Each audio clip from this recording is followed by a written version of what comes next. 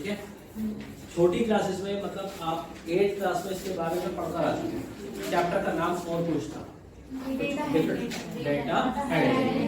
ठीक, very good. At least ये statistics मतलब कलेक्शन ऑफ डेटा।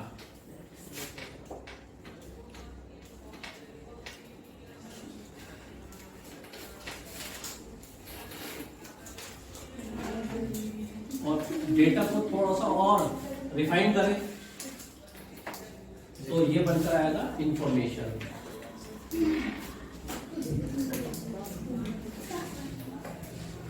इंफॉर्मेशन, अब इंफॉर्मेशन कैसी, आप बताओ जोया, बताइए इंफॉर्मेशन कैसे।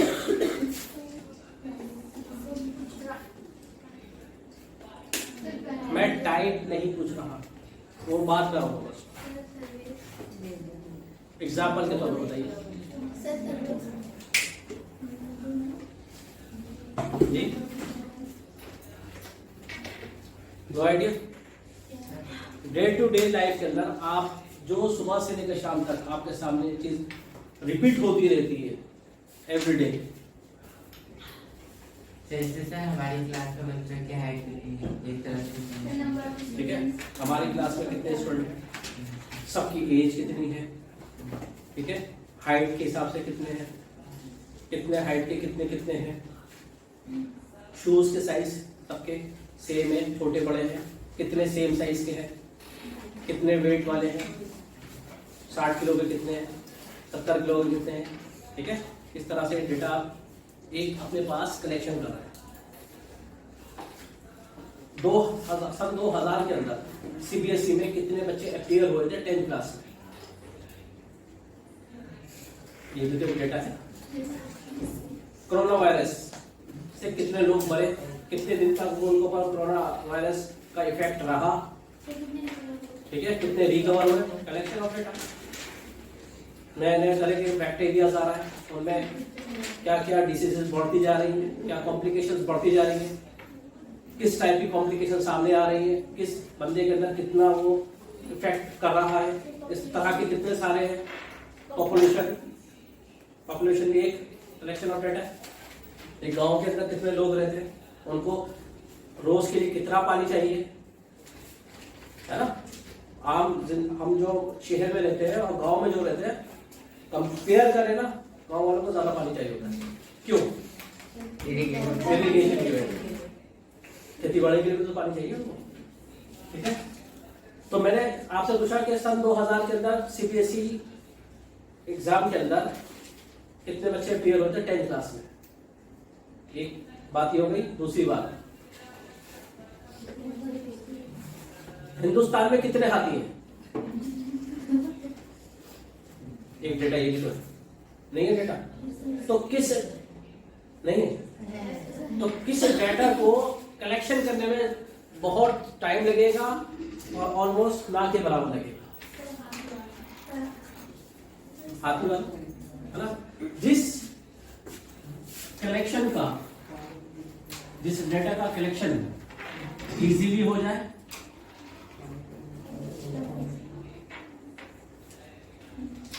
प्राइमरी डेटा,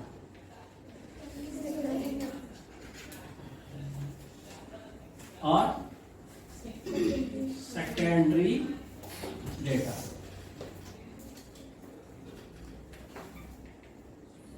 अब इस पर डिस्टिंग्विश करा कि दो तरह के डेटा बनते हैं हमेशा, एक प्राइमरी और एक सेकेंडरी, ठीक है जी। प्राइमरी डेटा कैसा डेटा होता है, जाके खुद कलेक्ट करते हैं, जो ज्यादा जरूरी होता है, खुद कलेक्ट करते हैं, जो इजीली मिल जाए। अब मतलब आसान अल्फाज नहीं समझे, जो जिस डेटा का कलेक्शन इजी हो, ठीक है। आज के दौर के अंदर बहुत फास्ट जमाना है, आपको सीबीएसई ऑफिस जाने की जरूरत नहीं है, आपको प्रीतगार जाने की जरूरत नहीं है, आपको पंचकुला हरियाणा के अंदर है वहां जाने की जरूरत नहीं है, आपको अजमेर जाने की जरूरत नहीं है जहाँ इनके ऑफिस है सीबीएसई के। नेट पर सर्च कर लीजिए, क्या जाना पड़ा आपको? ठीक है, बट हाथियों के लिए जाना पड़ेगा, है ना? कहाँ कहाँ पर है, किसके पास कितने हैं, बहुत बड़ा सर्वे, बहुत बड़ा सर्वे। तो कनेक्शन मतलब देखा जाए तो बहुत मुश्किल है, और कहीं कहीं ये नामुमकिन जैसा भी लगता है। तो ये सेकंड डेटा है, ठीक है जी। अब उस डेटा का करते क्या है, हम स्टैटिस्टिक्स के 3 पिलर्स के बारे में पढ़ेंगे, ठीक है। स्टैट्स, शॉर्ट फॉर्म में स्टैट्स बोलते हैं इसको, और ये 3 चीजों पर बेस्ड है।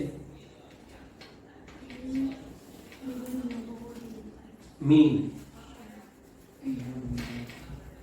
ठीक है, ये वो मीन नहीं है, कहते हैं how mean, what do you mean, ये वो मीन नहीं है। Mean means average, good, average. और एवरेज को x बार से डिनोट करेंगे आप, ठीक है। इतना बड़ा वर्ड लिखने की जरूरत नहीं है, मीन लिखने की जरूरत नहीं है, x बार मीन। दूसरा मीडियन, मीन का मीन तो आपको पता चल गया, एवरेज, और डिस्कस बाद में करेंगे इसको पूरा। मीडियन, बीच का होता है, बीच का एक वर्ड की और बढ़ोतरी कर दीजिए, सही हो जाएगा स्टेटमेंट। आपके स्टेटमेंट में एक वर्ड की कमी है, वो आ जाए तो कंप्लीट हो जाएगा सेंटेंस। डाटा का मिडिल, बिल्कुल बीचों बीच, बीच में और बीचों बीच में फर्क है ना। मिडिल मोस्ट, मिडिल मोस्ट जो बिल्कुल बीचों बीच हो, ठीक है। या एक लाइन है, ए यहाँ है, बी यहाँ है, सी, क्या बोलोगे, सी कहाँ है, ए बी के बीच में है। टी के बारे में क्या बोलोगे, बिल्कुल बीच में है ना, फर्क है ना। तो middle most value is called middle most value, ठीक है। इसको हम डिनोट करेंगे इस तरह से। नेक्स्ट, मोड,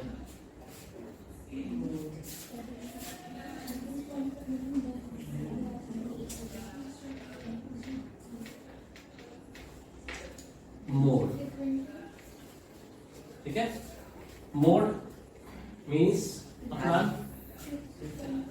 यहाँ बहुत से स्टूडेंट ऐसे जो बचते हैं बताने से, मुंह छुपाते हैं।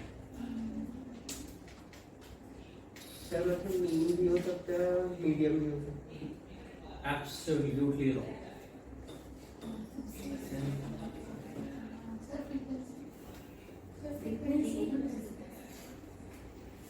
अभी वेट करिए, लास्ट, एक्सट्रीमली लास्ट जी। आप दोनों में से कोई, मोड मीन्स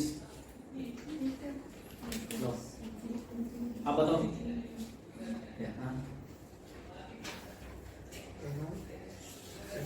बेटा मुंह ऊपर करिए,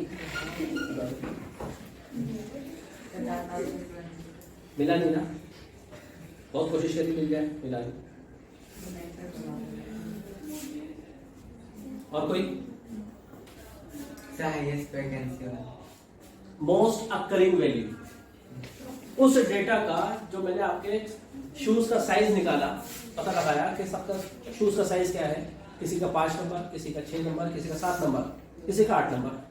अब मैंने देखा मोस्ट अकरिंग जो सबसे ज्यादा कौन से है पहनने वाले, 7 नंबर का। आप में सबसे ज्यादा जो पाए जा रहे हैं वो 7 नंबर वाले पाए जा रहे हैं, ठीक है। Mode, most occurring value.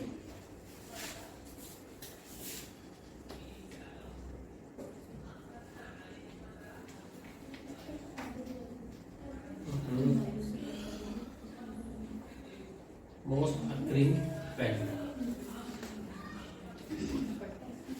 Occurring, ठीक, जो सबसे ज्यादा बार आ रहा हो, कोई भी नंबर रिपीट उतनी ज्यादा हो रहा है, सबसे ज्यादा वही रिपीट हो रहा है। ठीक है, 5 नंबर वाले 5 बच्चे हैं, 6 नंबर वाले 10 बच्चे हैं, 7 नंबर वाले 15 बच्चे हैं और 12 नंबर वाले बैठे हैं। सरदार का वो भी बैठे हैं। क्या निकालना है? Mean, median, mode. इन तीनों को सेंट्रल टेंडेंसी भी बोला जाता है। सेंट्रल टेंडेंसी,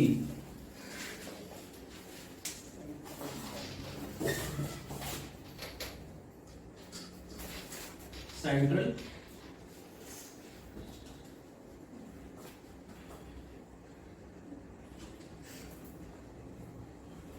टेंडेंसी, ये है टेंडेंसी। ठीक है जी। अगर आपसे कोई पूछे what is central tendency, mean, median, mode, 3M, triple M है। 10th क्लास में सेम यही है, बट उसमें और हायर लेवल का जाएगा। और इनके बीच में, तीनों के बीच में क्या रिलेशन होता है, ये 10th क्लास में पढ़ेंगे। कुछ सालों पहले से दिल्ली यूनिवर्सिटी ने इसको कोर्स निकाला है। वो कोर्स स्टैटिस्टिक्स ऑनर्स के नाम से निकाला। ठीक है, स्पेशली जो स्टूडेंट ये करते हैं उसमें मास्टर्स करते हैं, उसमें लिए आप स्टार्टिंग जो जॉब लगती है उसकी, उसमें MBA भी बच्चे करते हैं, तो 1 लाख अबव ही मिलती है उसकी जॉब पर मंथ, हर महीने के 1 लाख रुपए से ऊपर, अगर कोई ढंग से करे तो। ठीक है जी। तो बहुत इसमें स्कोप बहुत है। ये बड़े बड़े जो कंपनी के लोग बैठे हो ना, जो आप हमें चला रहे हैं, ये वाला प्लेन ले लो, ये वाला प्लेन ले लो, ये ले लो, इसमें ले लो, हर एक चीज के अंदर कुछ ना कुछ वो प्लान लगाते रहते हैं।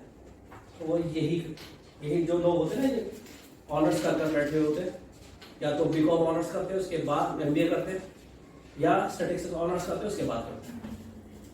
तो बेसिक यही है कि समझिए जो इसमें जाएगा तो अच्छा खासा उसको पैकेज मिलेगा। ओवरऑल तो नहीं, 12 तक तो चाहिए। हाँ जी, साइंस नहीं, कॉमर्स विद मैथ्स होना चाहिए, तो वो भी स्टैंडर्ड वाला। ठीक है, कुछ सालों पहले से CBSE ने दूसरा मैथ्स, थोड़ा इजी मैथ्स के नाम से स्टार्ट करा है, बेसिक मैथ्स के नाम से। शायद आपको स्कूल में बनाया गया होगा, है ना। तो कोशिश ये करिएगा, अगर किसी को कॉमर्स विद मैथ्स लेना है या साइंस साइड लेनी है, PCMB या PCM, तो स्टैंडर्ड ही भरना। अगर किसी को मैथ्स ही नहीं पढ़ना, साइंस ही लेनी है, ठीक है, PCB, तो उसमें बेसिक चल जाएगी। ठीक है, बट कोशिश यही करिएगा कि स्टैंडर्ड ही लें।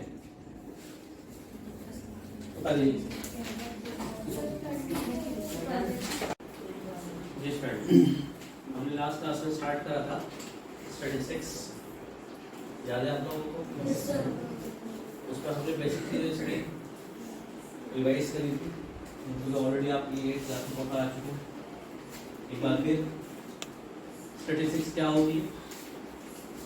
Collection of data. वो डाटा क्या होता है? इंफॉर्मेशन, अलग अलग कैटेगरीज का। ठीक है, फिर हमने पढ़ा था कि डेटा 2 तरह का होता है। कौन से 2 टाइप्स हैं? प्राइमरी और सेकेंडरी। दोनों में क्या डिफरेंस है?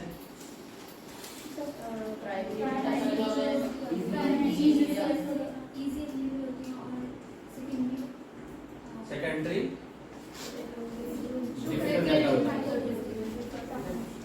अब नेक्स्ट हम जो पढ़ने जा रहे हैं इसके अंदर, वो है प्रेजेंटेशन ऑफ डेटा। जो डेटा आपके पास मौजूद है उसको किस तरह से रिप्रेजेंट कर सकते हैं। ठीक है, इसमें सबसे पहले हम पढ़ेंगे फ्रीक्वेंसी डिस्ट्रीब्यूशन टेबल।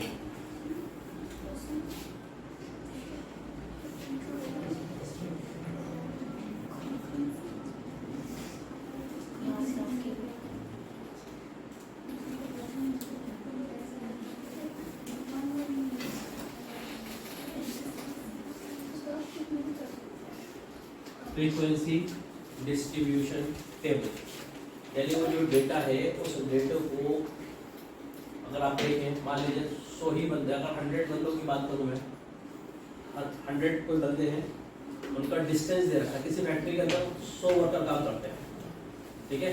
तो 100 वर्कर का अगर मैं आपको डिस्टेंस दे दूँ कि उनकी फैक्ट्री और उनके घर का जो डिस्टेंस है इतना इतना इतना इतना इतना है, सबका अलग अलग, तो एक मजमूआ, एक बहुत बड़ा ग्रुप बन जाएगा, ठीक है। लाइक आपकी बुक में भी दे रखा है इस तरह का, ये देखिए इसमें ये कितना बड़ा डेटा है, किस तरह से ढूंढ पाएंगे कि कौन सा कहाँ पर है, मतलब कहाँ का मतलब कि वो कितनी कैटेगरीज, मतलब कितने डिस्टेंस के अंदर रहता है, ठीक है।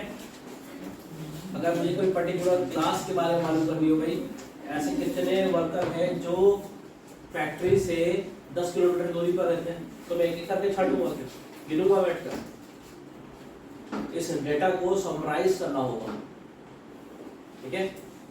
इसी तरह से 100 बच्चों का डेटा मेरे पास मार्क्स का है, 100 बच्चों को मैंने टेस्ट लिया, 100 में से किसी ने पूछा है, किसी ने पूछा, और 100 ही स्टूडेंट है, तो मैं अगर ये मालूम करना चाहूँ कि भाई कितने बच्चों के 80 से ज़्यादा नंबर है, तो बैठ कर एक एक करके नाप करूँगा, देखते रहूँगा, या किसी को मुझे दिखाना हो, एग्जामिन कराना हो, तो वो भी पागल से बैठ कर देखता रहेगा। तो उसके लिए क्या करा जाता है, एक टेबल क्रिएट की जाती है, तो उस डेटा को समराइज कर दिया जाए, ठीक है, और इन शॉर्ट उसको एनालाइज कर लिया जाए, ठीक है। वो टेबल आपको खुद बनानी होगी। टेबल का जो सबसे पहला पार्ट होता है क्लास इंटरवल, टैली मार्क्स, ये शायद आप पढ़ चुके होंगे 8th क्लास में, और फ्रीक्वेंसी, 3 कॉलम इसमें बनते हैं। क्लास इंटरवल, हमें एक इंटरवल इस तरह का क्रिएट करना होगा, इक्वल ग्रुप के साथ, इक्वल इंटरवल के साथ होता, यानी समझ लीजिए इक्वल गैप के साथ, कि उसमें हम जो डिस्टेंस दे रखा है, कोई मार्क्स दे रखे हैं, उसमें हम उसको इंसर्ट कर सकते हैं। जैसे कि 100 प्लांट्स के बारे में है,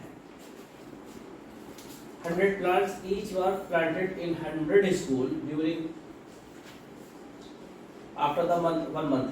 The number of the plants that survived were recorded as, वो कितने दिन तक जीवित रहा पेड़, कोई 95 डेज, कोई 67 डेज, कोई 28 डेज, इस तरह से उनका पीरियड दे रखा है। अगर मुझे इसको ग्रुप में डालना है, ठीक है, तो मैं ग्रुप में से क्या देखूंगा, सबसे पहले इसका सबसे छोटा नंबर ढूंढूंगा, इसमें सबसे छोटा नंबर कौन सा है, दिख रहा है आप लोगों को? पेज नंबर 241 पर एग्जाम्पल नंबर 3 है ये, जिसकी मैं बात कर रहा हूँ।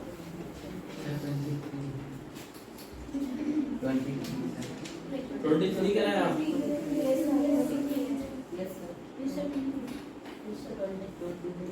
कौन सी रो में है? फोर्थ रो में क्या, फोर्थ कॉलम? आप लोगों को पता है ना डिफरेंस, कॉलम किसे कहते हैं, रोज किसे कहते हैं? मैं रो कह रहा हूँ और आप समझ रहे हो कि कॉलम, ये रोज होती है, ये कॉलम है। कौन से कॉलम में बता? फोर्थ कॉलम में, ठीक है। तो आप फोर्थ रो बोल रहे हैं, नॉट कॉलम। तो मैंने देखा कि मुझे सबसे छोटा 23 नजर आया, ठीक है, तो मैं ऐसा करता हूँ, और फिर बड़ा बड़ा गैप है सबका, तो 20 से 30 इस तरह से गैप ले लेता हूँ मैं। क्लास इंटरवल,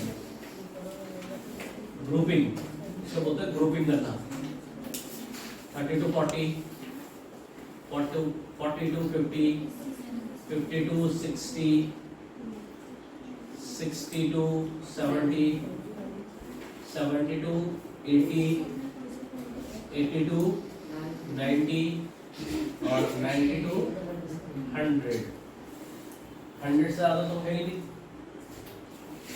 अब मुझे ये देखना है कि 20 से 30 के बीच में कितने नंबर हैं, इट्स मीन कि अगर कोई 20 नंबर आता भी है तो वो आप कंसिडर करेंगे, उसे काउंट करेंगे, लेकिन 30 वाले को काउंट नहीं करेंगे। नेक्स्ट में 30 को काउंट करेंगे, 40 को काउंट नहीं करेंगे।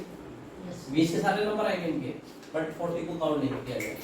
यानी ये जो होती है ना, ये क्लास इंटरवल की, ये लोअर लिमिट कहलाती है। दीज आर लोअर लिमिट और ये अपर लिमिट। ठीक है, ये ग्रुपिंग का सबसे पहला स्टेप है।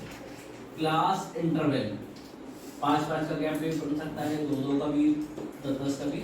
डेटा के अकॉर्डिंगली हमें चलना पड़ता है, ये नहीं हम अपनी मर्जी से पता चला आपने 5-5 का गैप ले लिया लेकिन नंबर बहुत सारे हैं, तो फिर ग्रुपिंग ज़्यादा हो जाएगी। जितने बड़ा ग्रुप होगा उसको उतने ज़्यादा नंबर लाइन करेंगे, टेबल उतनी छोटी बनेगी। आई बात सुनिए। अब मुझे क्या देखना है कि 20 से लेकर 30 के बीच में कितने नंबर इसमें हैं। बोलिए, फर्स्ट रो के अंदर मुझे 28 नजर आ रहा है, तो यानी एक तो इसमें मिल गया। इसी तरह से सेकंड रो में देखो, कोई नहीं है।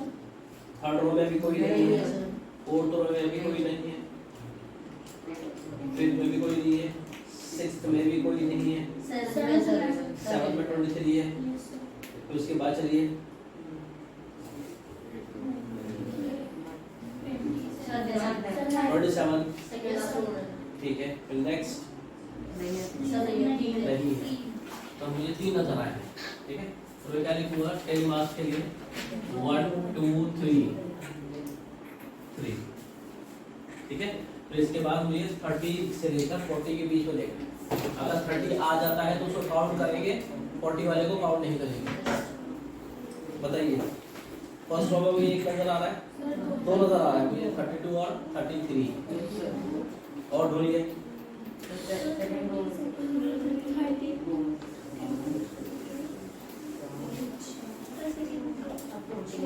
सेकंड में भी 1 2, थर्ड रो के अंदर 14 है।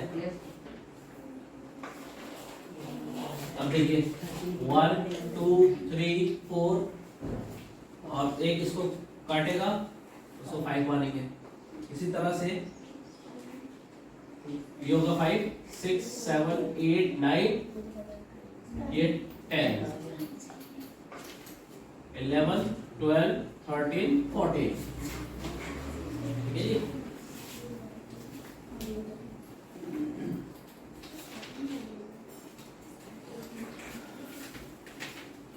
नेक्स्ट 40 से 50 के बीच में कितने नंबर मुझे नजर आ रहा है? पक्का?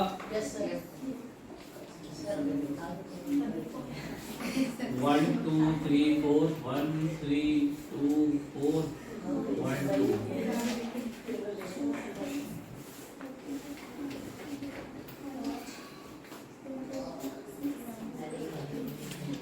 नेक्स्ट 52 60। नेक्स्ट 1 2 3 4 1 2 3।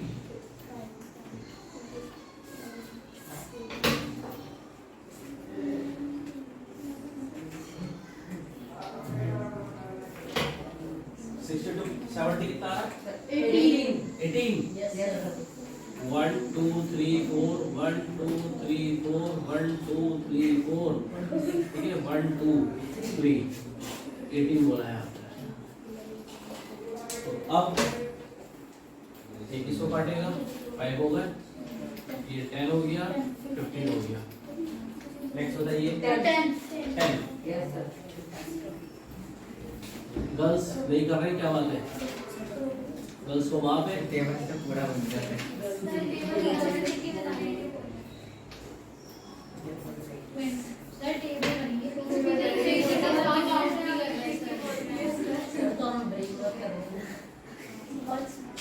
Next sir 23।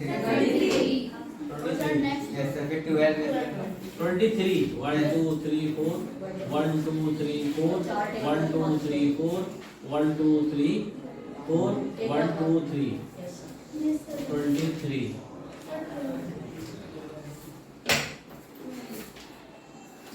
एक इकट्ठा 5 10 15 ये 20। और 92 12 आ रहा है 12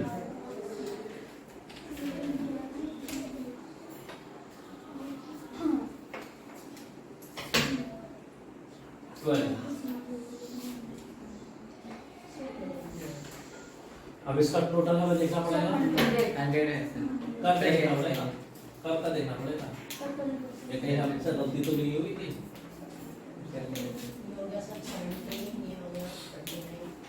ये 10, ये 7, 10, 20, 30, ठीक है, 3, 4, 5, 6, 7, 8, 9, 10, 100। इस तरह से ये टेबल कंप्लीट होती है, फ्रीक्वेंसी डिस्ट्रीब्यूशन टेबल। अब इसका मैं क्या कर सकता हूँ, मेरे लिए एनालाइज करना आसान हो गया।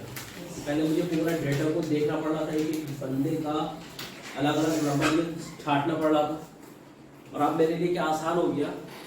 अगर मैं मालूम करना चाहूँ कि भाई सपोज ये क्वेश्चन है मार्क्स के ऊपर, ठीक है, 100 मार्क्स के अंदर ये बच्चों के मार्क्स मिले हैं, तो ये डेटा उसके ऊपर है। मैं ये जानना चाहता हूँ कि भाई ऐसे कितने स्टूडेंट हैं जिनके मार्क्स 40 से 50 के बीच में है। तो उस कंडीशन में मुझे क्या करना पड़ता, पहले एक करके गिनना पड़ता। हर एक बंदे को जिसको भी वो टेबल देखनी पड़ती है, कोई भी देखता तो सबको ही इस तरह से सर्च करना पड़ता।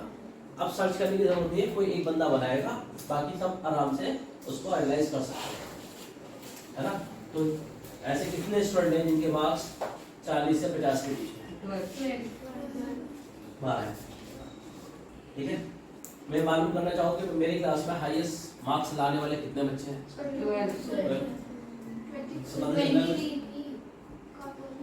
हाईएस्ट मार्क्स तो यहीं पे लाई करेंगे, है ना। 90 से अबव वाले 90 से अबव वाले 12 बच्चे। सबसे कम मार्क्स लाने वाले कितने बच्चे, ठीक है। तो मुझे मेरे लिए क्या आसान हो गया, और मुझे क्या करना होगा, वर्कआउट करना पड़ेगा। भाई कोई जो वीकर सेक्शन है तो मुझे आराम से दिख रहा है, भाई ये वीकर सेक्शन है, एक ये है, तो अच्छा खासे बच्चे हैं, 14 बच्चे हैं जिनके मार्क्स 30 से 40 के बीच में, यानी जस्ट पास हुए हैं या पास नहीं भी हुए।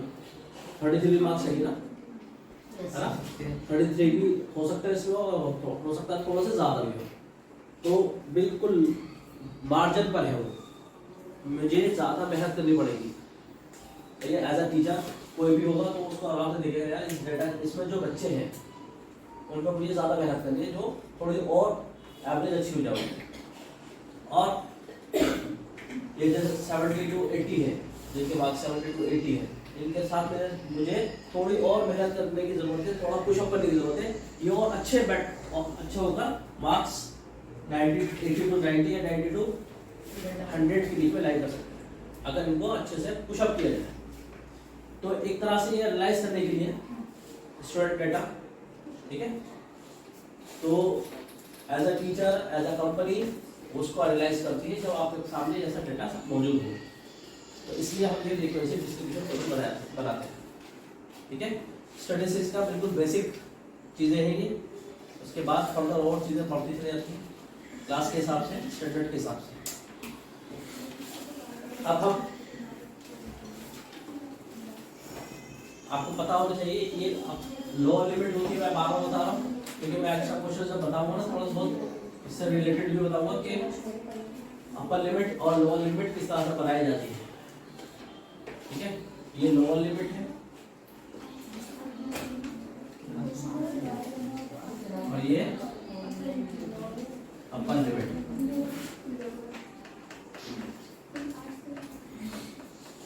अपर लिमिट और लोअर लिमिट का बिल्कुल बीचों बीच कोई नंबर, अगर मैं आपसे कहूँ कि 20 और 30 के बिल्कुल बीचों बीच क्या आता है, 25। इसी तरह से 30 to 40 के बीच में 35। हर एक इंटरवल के बीच की वैल्यू जो आ रही है वो इसकी मिड वैल्यू है ना, इसके बीच में 25, 35, 45, 55, 65, 75, 85, 95, ठीक है।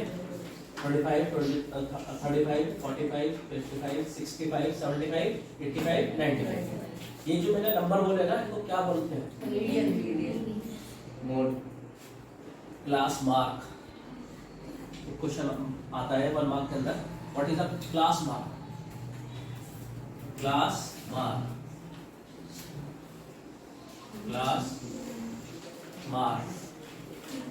इसको फर्दर एक्सरसाइज के अंदर हम XI से डिनोट करेंगे इस कॉलम को। जो फ्रीक्वेंसी लिखी हुई है, इतना बड़ा वर्ड लिखा हुआ है, फर्दर एक्सरसाइज के अंदर और फर्दर क्लासेस के अंदर हम फ्रीक्वेंसी पूरा वर्ड नहीं लिखेंगे, उसके लिए हम लिखेंगे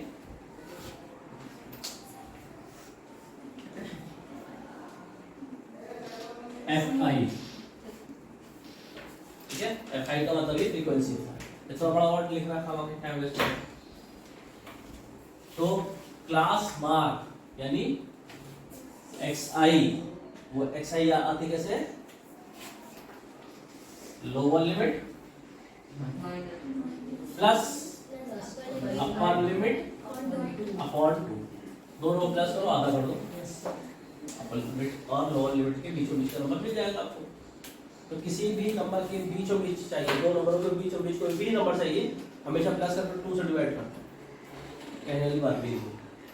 ठीक है, चलिए 14.2 इसी एक्सरसाइज एग्जाम्पल पर बेस्ड।